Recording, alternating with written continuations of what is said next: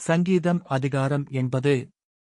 இஸ்ரவேலின் மேய்ப்பரே, யோசேப்பை ஆட்டு மந்தையைப் போல நடத்துகிறவரே, செவிகொடும், கேருபீன்கள் மத்தியில் வாசம் பண்ணுகிறவரே, பிரகாசியும்.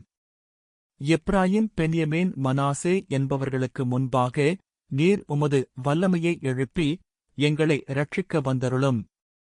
தேவனே, எங்களை திருப்பிக் கொண்டு வாரும், உமது முகத்தை பிரகாசிக்கப் பண்ணும், அப்பொழுது இரட்சிக்கப்படுவோம்.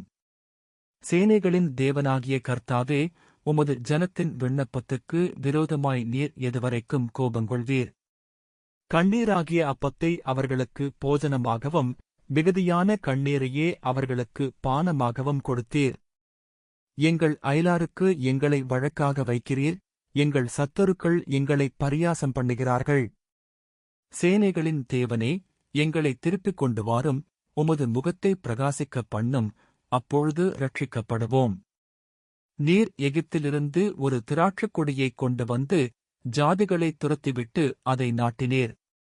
அதற்கு இடத்தை ஆயத்தப்படுத்தினீர், அது வேரூன்றி தேசமெங்கும் படர்ந்தது. அதன் நிழலால் மலைகளும் அதன் கிளைகளால் திவ்யமான கேதுருக்களும் மூடப்பட்டது. அது தன் கொடிகளை சமுத்திரமட்டாகவும் தன் கிளைகளை நதிமட்டாகவும் படரவிட்டது. இப்பொழுதோ வழிநடக்கிற யாவரும் அதை பறிக்கும்படியாக அதன் அணைப்புகளை ஏன் தகர்த்துப் போட்டீர்? காட்டுப்பன்றி அதை உழுது போடுகிறது, வெளியின் மிருகங்கள் அதை மேய்ந்து போடுகிறது. சேனைகளின் தேவனே, திரும்பி வாரும், வானத்திலிருந்து கண்ணோக்கிப் பார்த்து இந்த திராட்சைச் செடியை விசாரித்தருளும். உம்முடைய வலதுகரம் நாட்டின கொடியையும் உமக்கு நீர் திடப்படுத்தின கிளையையும் கடாட்சித்தருளும். அது அக்கினியால் சுடப்பட்டும் விட்டுண்டும் போயிற்று, உம்முடைய முகத்தின் பயமுறுத்தலால் அழிந்து போகிறார்கள்.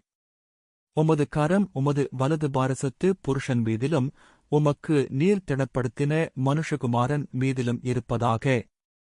அப்பொழுது உம்மை விட்டு பின்வாங்க மாட்டோம், எங்களை உயிர்ப்பியும், அப்பொழுது உமது நாமத்தை தொழுது கொள்ளுவோம். சேனைகளின் தேவனாகிய கர்த்தாவே, எங்களை திருப்பிக் கொண்டு வாரும், உமது முகத்தை பிரகாசிக்கப் பண்ணும், அப்பொழுது இரட்சிக்கப்படுவோம். ஆமேன். பிரியமானவர்களே, இந்த சங்கீதம் ஆசாவின் சங்கீதங்களில் ஒன்றாகும். இது இஸ்ரவேல் ஜனங்கள் அனுபவித்த துன்பம், தோல்வி மற்றும் தேவனுடைய மீட்பிற்கான ஆழ்ந்த ஏக்கத்தை வெளிப்படுத்தும் ஜெப சங்கீதமாகும்.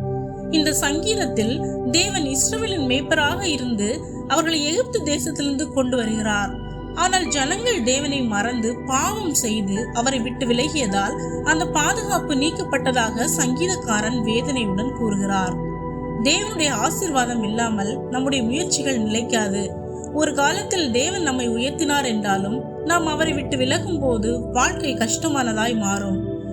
ஆனால் இந்த சங்கீதத்தின் ஆழமான நம்பிக்கை என்னவென்றால், தேவன் இன்னும் நம்மீது இரக்கமாயிருக்கிறார். அவர் நம்மை விட்டுவிடவில்லை. நம் குடும்பத்தில், ஊழியத்தில், வேலையில் அல்லது உள்ளார்ந்த ஆவிக்குரிய நிலையில் வீழ்ச்சி ஏற்பட்டிருந்தாலும் தேவன் மீண்டும் எழுப்ப வல்லவர். அவர் உங்களை மீண்டும் உயிர்ப்பித்து உங்கள் வாழ்க்கையில் தமது மகிமையை வெளிப்படுத்துவாராக. ஆமேன்.